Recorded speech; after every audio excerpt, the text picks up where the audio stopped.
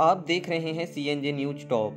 शुक्रवार को वन विभाग की समीक्षा बैठक किया गया, जिसमें मुख्यमंत्री भूपेश बघेल ने देश विदेश में कोदो, कुटकी, रागी जैसे मिलेट्स की बढ़ती मांग को देखते हुए प्रदेश में मिशन मोड में मिलेट्स के उत्पादन को बढ़ावा देने का निर्देश दिया है।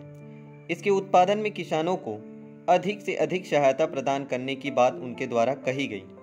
साथ ही उन्होंने कहा कि प्रदेश के बड़े क्षेत्र में मिलेट्स का उत्पादन होता है।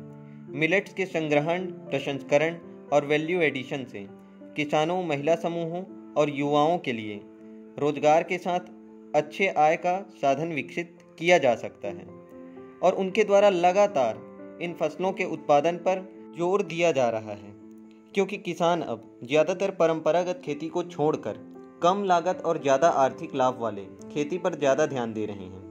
ऐसे में परंपरागत खेती में शामिल जैसे कि कोदो, कुटकी, रागी और सांवा जैसे फसलों के उत्पादन का रकबा लगातार घट रहा है तथा राज्य सरकार के द्वारा इन परंपरागत खेती को बढ़ावा देने के लिए धान की तरह इनकी खरीदी भी की जाएगी।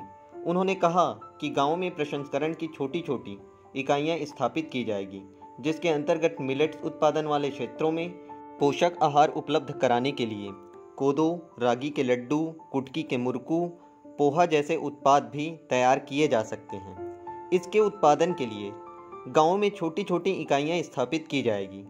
इससे महिला समूहों तथा युवाओं को रोजगार मिलेगा, क्योंकि पिछले 2 वर्षों में लघु वनोपजों के संग्रहण और प्रसंस्करण से महिला समूहों को 501 करोड़ रुपए का अतिरिक्त आय प्राप्त हुआ है। और उन्होंने कहा कि Indian institute of millet research Hyderabad से उत्पादन को बढ़ाने के लिए तकनीकी सहयोग लिया जाएगा तथा किसानों को इसके उत्पादन पर तकनीकी मार्गदर्शन दिया जाएगा।